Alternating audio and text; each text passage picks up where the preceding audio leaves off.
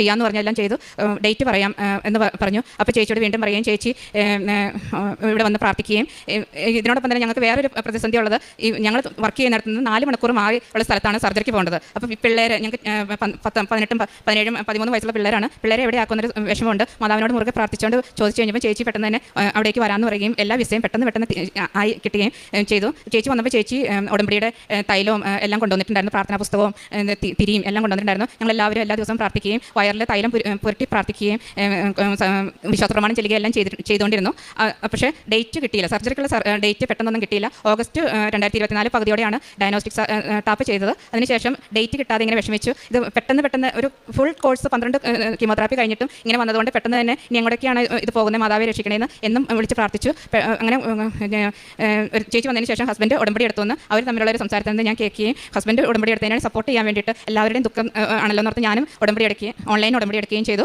അങ്ങനെ ഉടമ്പടി എടുത്ത ഒരു ദിവസം ആ ആഴ്ച തന്നെ ഇങ്ങനെ ഇരുന്ന് പ്രാർത്ഥിച്ചുകൊണ്ടിരുമ്പോൾ പെട്ടെന്നൊരു സുഗന്ധം തൈലത്തിന് മണം വരികയും എപ്പോഴും എനിക്ക് ഡോക്ടറുടെ ഒരു ഇതും വന്നിട്ടില്ല. ഞാൻ മാതാവിനോട് പറഞ്ഞു, മാതാവ് എന്തെങ്കിലും ഒന്ന് പറയും. ചേച്ചി വന്നു, ചേച്ചിക്ക് ആകെ മാക്സിമം 4 ആഴ്ച നമ്മുടെ കൂടെ നിൽക്കാനുള്ളൂ, അതിനുള്ളിൽ സർജറി നടന്നില്ലെങ്കിൽ പിള്ളേരുടെ കാര്യം പിന്നെയും അവതാളത്തിലാവുകയെന്ന് പറയുകയും അപ്പോൾ തന്നെ ഒരു പ്രൈവറ്റ് നമ്പറിൽ നിന്ന് ഫോൺ വരികയും രാത്രി 9 മണിയായിരുന്നു. രാത്രി 9 മണിക്കൊന്നും നമ്മളാരും ഇത് കൺസൾട്ടേഷൻ ഡോക്ടർ വിളിക്കണമെന്ന് കേട്ടിട്ടില്ല. പക്ഷേ അത് കൺസൾട്ടേഷൻ ഡോക്ടറായിരുന്നു. ഒക്ടോബർ 1 തീയതിയിലോട്ട് ഡേറ്റ് തരികയും തരാമെന്ന് പറഞ്ഞു. അപ്പോൾ ഈ ഒക്ടോബർ 1 തീയതി എന്ന് എല്ലാവരോടും പറഞ്ഞു കഴിഞ്ഞപ്പോൾ ചെറിയ ബുദ്ധിമുട്ടുകളൊക്കെ ഉള്ളതുകൊണ്ട് എല്ലാവരും ഇതൊക്കെ പറഞ്ഞപ്പോൾ ഞാൻ മാതാവിനോട് വീണ്ടും പറഞ്ഞു, മാതാവ് എല്ലാവർക്കും ഈ ഒക്ടോബർ 1 തീയതിയോടെ എന്തോ ഒരു വിഷമം, എനിക്ക് വേറൊരു ഡേറ്റ് എങ്ങനെയും തരാം അടുപ്പിച്ച് തന്നെ എന്ന് പറഞ്ഞപ്പോൾ ആഴ്ച തന്നെ ഒരു ഫോൺ കോളും കൂടി വന്നു. ഒരു 30 വയസ്സുള്ള കുട്ടിക്ക് പെട്ടെന്ന് സർജറി വേണം, അതുകൊണ്ട് അത് എൻ്റെ കേസിനേക്കാളും വളരെ കോംപ്ലിക്കേറ്റഡ് കേസാണ്, അതുകൊണ്ട് ആ ഡേറ്റ് അവർക്ക് കൊടുക്കുകയാണ്.